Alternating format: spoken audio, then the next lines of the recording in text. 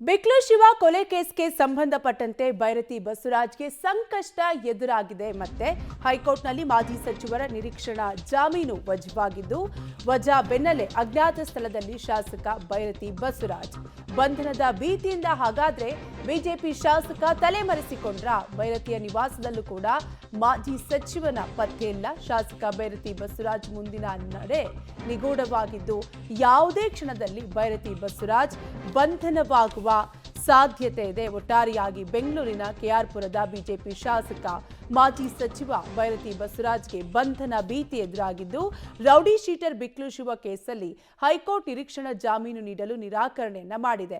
ಬೈರತಿ ಬಸವರಾಜ್ ಮೇಲೆ ಸಿಐಡಿ ಅಧಿಕಾರಿಗಳು ಕೋಕಾ ಕಾಯ್ದೆಯನ್ನ ಹಾಕಿದ್ರು. ಇದನ್ನ ಪ್ರಶ್ನಿಸಿ ಹೈಕೋರ್ಟ್ ಮೆಟ್ಟಿಲೇರಿದ ಬಸವರಾಜ್ಗೆ ಕೋಕಾ ಕೇಸಲ್ಲಿ ಮಾತ್ರ ರಿಲೀಫ್ ಸಿಕ್ಕಿದೆ. ಆದರೆ ಬಂಧನದಿಂದ ತಪ್ಪಿಸಿಕೊಳ್ಳಲು ಪ್ರಯತ್ನ ಮಾಡಿದ್ದ ಬಸವರಾಜ್ಗೆ ಶಾಕ್ ಎದುರಾಗಿದ್ದು, ಹೈಕೋರ್ಟ್ ಅಲ್ಲಿಯೇ ನಿರೀಕ್ಷಣಾ ಜಾಮೀನು ಮಂಜೂರು ಮಾಡಲು ಸಾಧ್ಯವಿಲ್ಲ.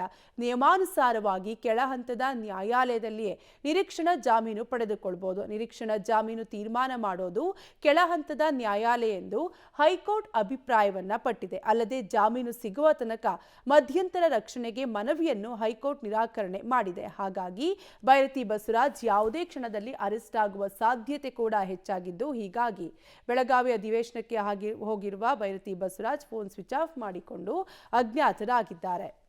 ಡೀಟೇಲ್ಸ್ ಕೊಡ್ತಾರೆ ನಮ್ಮ ಪ್ರತಿನಿಧಿ ನರಸಿಂಹಮೂರ್ತಿ. ನರಸಿಂಹಮೂರ್ತಿ, ಒಟ್ಟಾರೆಯಾಗಿ ಬಂಧನದಿಂದ ತಪ್ಪಿಸಿಕೊಳ್ಳಲು ಈಗಾಗಲೇ ಸಾಕಷ್ಟು ಪ್ರಯತ್ನವನ್ನು ಕೂಡ ಬೈರತಿ ಬಸವರಾಜ್ ಮಾಡ್ತಾ ಇದ್ರು.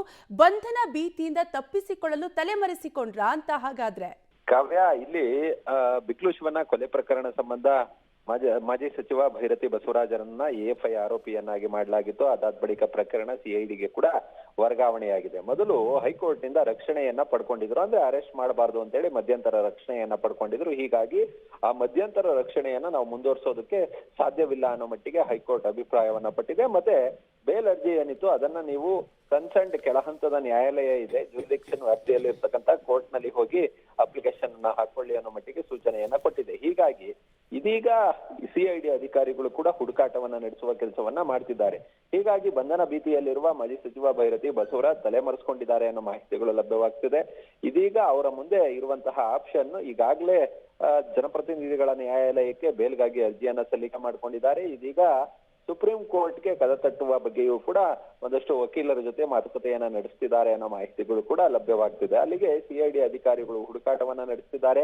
ಕೊಲೆ ಕೇಸಲ್ಲಿ ಇವರು ಕಾನ್ಸ್ಪಿರಸಿಯಲ್ಲಿ ಭಾಗಿಯಾಗಿದ್ದಾರೆ, ಅದಕ್ಕೆ ಬೇಕಾದಂತಹ ಸಾಕ್ಷಿಗಳು ನಮ್ಮ ಜೊತೆ ಇದೆ ಅನ್ನೋ ಮಟ್ಟಿಗೆ ಎಸ್ಪಿಪಿ ಹೈಕೋರ್ಟ್ ನಲ್ಲಿ ಆರ್ಗ್ಯುಮೆಂಟ್ ಅನ್ನ ಸಲ್ಲಿಕೆ ಮಾಡಿದ್ರು. ಹೀಗಾಗಿಯೇ ಅವರ ಮಧ್ಯಂತರ ರಕ್ಷಣಾ ಅವಧಿ ಏನಿದೆ ಅದನ್ನ ಮುಂದುವರಿಸೋದಕ್ಕೆ ಹೈಕೋರ್ಟ್ ಇಚ್ಛೆ ಪಟ್ಟಂತೆ ಕಂಡು ಬರ್ತಿಲ್ಲ. ಈಗ ಸದ್ಯ ಬಂಧನ ಭೀತಿಯಿಂದ ಪಾರಾಗಬೇಕು ಅನ್ನೋ ನಿಟ್ಟಿನಲ್ಲಿ ಸದ್ಯ ಬೆಳಗಾವಿ ಸೆಷನ್ ನಲ್ಲೂ ಕೂಡ 2 ದಿನಗಳಿಂದ ಬೈರತಿ ಬಸವರಾಜ್ ಕಾಣಿಸ್ಕೊಂಡಿಲ್ಲ. ಸದ್ಯ ಇವರು ಕೂಡ ಹುಡುಕಾಟವನ್ನ ನಡೆಸುವ ಕೆಲಸವನ್ನ ಮಾಡ್ತಿದ್ದಾರೆ. ಕಾವ್ಯ, ಥ್ಯಾಂಕ್ ಯು ನರಸಿಂಹಮೂರ್ತಿ ಡೀಟೇಲ್ಸ್ಗಾಗಿ. ಒಟ್ಟಾರೆಯಾಗಿ ಬಿಕ್ಲು ಶಿವ ಕೊಲೆ ಕೇಸಲ್ಲಿ ಬೈರತಿ ಬಸವರಾಜ್ಗೆ ಸಂಕಷ್ಟ ಎದುರಾಗಿದ್ದು, ಹೈಕೋರ್ಟ್ನಲ್ಲಿ ಮಾಜಿ ಸಚಿವರ ನಿರೀಕ್ಷಣಾ ಜಾಮೀನು ಅರ್ಜಿ ವಜಾವಾಗಿದ್ದು, ವಜಾ ಬೆನ್ನಲ್ಲೇ ಅಜ್ಞಾತ ಸ್ಥಳದಲ್ಲಿ ಶಾಸಕ ಬೈರತಿ ಬಸವರಾಜ್ ಅಡಗಿ ಕುಳಿತಿದ್ದಾರೆ. ಬಂಧನ ಭೀತಿಯಿಂದ ಹಾಗಾದ್ರೆ ತಲೆಮರೆಸಿಕೊಂಡಿದ್ದಾರೆ.